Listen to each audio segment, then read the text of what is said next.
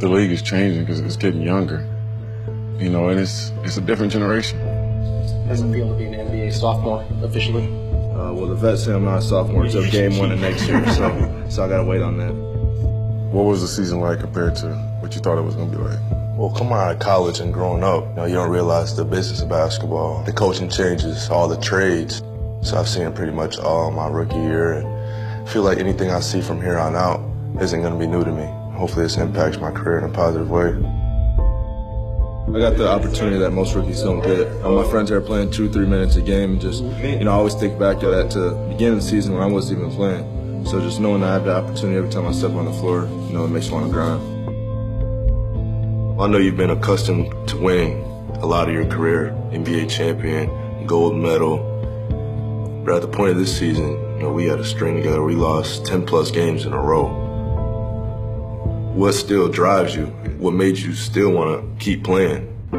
Part of your job as being a veteran and a leader on a team is understanding and identifying some of the problems and work through those issues.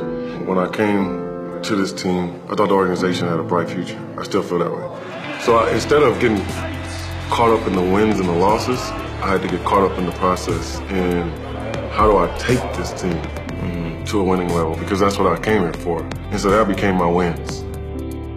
Tyson is the leader of this team. He is a guy whose voice resonates throughout the game, throughout the huddles, on the bus, always for a good cause. And he's selfless.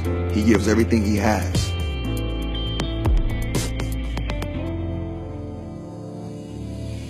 I feel like I watched you go from being wide-eyed to being like, I can score in this league. This is kind of easy. I can get buckets. All of a sudden, you're Devin Booker for the Phoenix Suns. You got a little taste of what it would be like in being that guy, that the other team is simply coming in trying to stop you. Right, I did have that moment. I got a couple 30-point games in a row, and I was like, it might be easy. But I realized they didn't know who I was at that time. But once they did, I might have somebody say, this kid's 19, I'm about to shut him down tonight. And they extra physical with you. There's certain plays where I would watch you, I would go 2 or 3 years that won't happen. It's tough for me to admit, I'm as strong as a grown man, I'm in the NBA. So, but it is something I have to work on. You just missed 2 in a row. You got me mad now. 3. What am I supposed to do? No, shoot him back. Stay in your man. I remember my first year. I was just so excited to be in the NBA. And then I had coaching change, players revolving. What's been some of the changes that has happened to you in your life that you've had to adjust to? Realize everything's under a microscope. I'm that role model that I once looked up to. Devin, can you sign my ball? Of course. I used to look up to you. I used to look up to Kobe. And now I realize that, I'm shaping myself to try to have a professional career like you guys. Devin has an old soul. You see, it's a person who's very mature for his age. And he's very humble throughout the process. We had long talks early in the year about how do you envision yourself ending this career? And it couldn't have been a more perfect time than the ending of Kobe. We just finished our last game of the season. I'm walking in the back, I go in the film room, I start watching Kobe. I hear he has 46. Everybody start pouring in, watching Kobe on this little bitty TV. His body is broken down, but he still has the heart and the mindset to go out, get 60, will his team one more time to a victory on his last game. That man's legacy is gonna live on forever. Because I can tell you what it meant for me, but I want to know what it meant for you. I watched it just from the fan perspective. Growing up in the driveway, yelling Kobe when I shoot.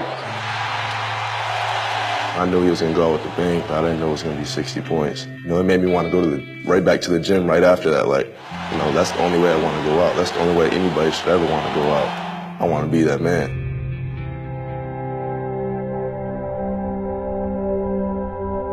Going into the summer, what do you feel like you took from this season and you got to go work on? Pretty much everything. my advice to you going into the off season would be, you got to make the decision on who Devin Booker is going to be. It happens right now. You know what's in front of you. You know what's at stake. You know what to prepare for.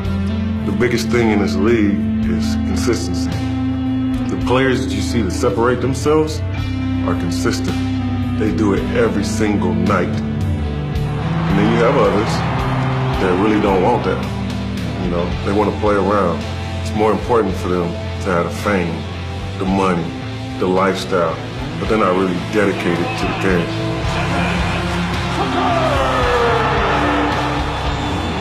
Do you want to be legendary, or do you want to have your moments?